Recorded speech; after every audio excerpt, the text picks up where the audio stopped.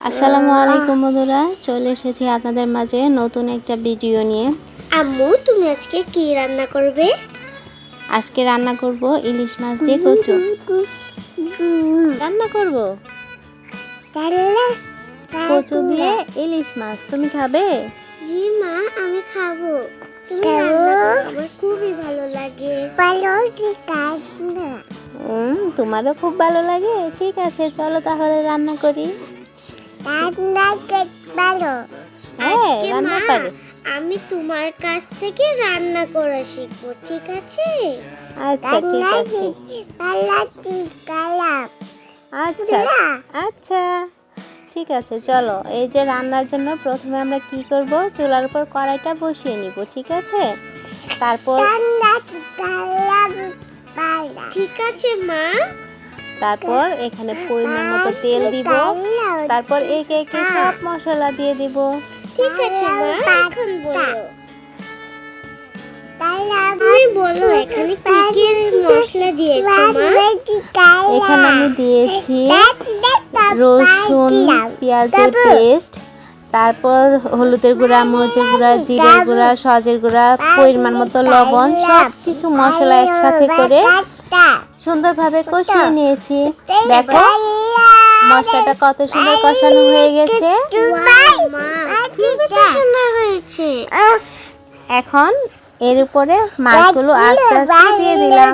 মাছটা সুন্দরভাবে কষিয়ে নিব। তুমি কি বলো আম্মু?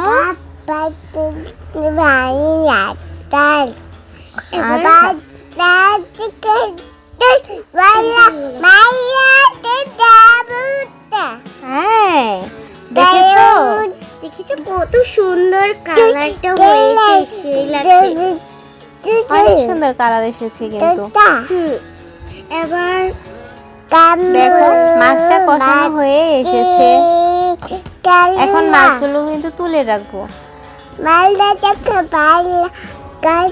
মা, তুমি কেন মাছটা তুলে রাখবে?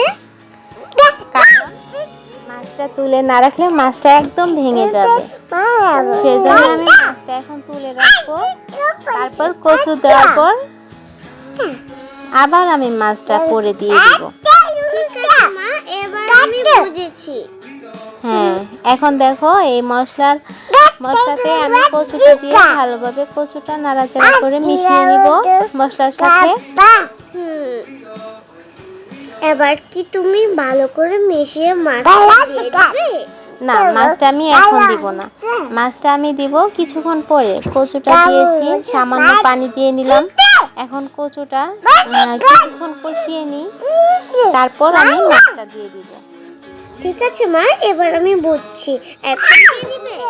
হ্যাঁ, এখন কচুটা দেখো কিছুক্ষণ রান্না করেছি, কচুটা অনেকটা নরম হয়ে এসেছে।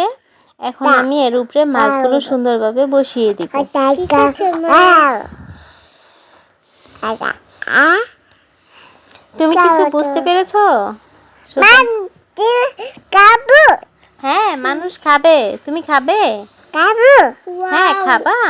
ওয়াও মা, অনেক সুন্দর কালার হয়ে এসেছে তো।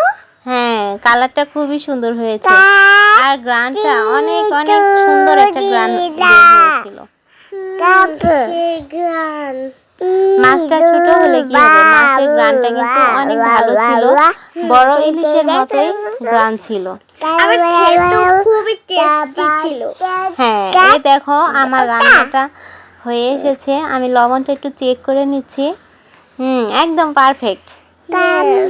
বন্ধুরা, যদি রান্নাটা তোমাদের ভালো লেগে থাকে তাহলে অবশ্যই কিন্তু লাইক, কমেন্ট, শেয়ার করে পাশে থাকবে। মা একদমই ঠিক বলেছে। আল্লাহ হাফেজ।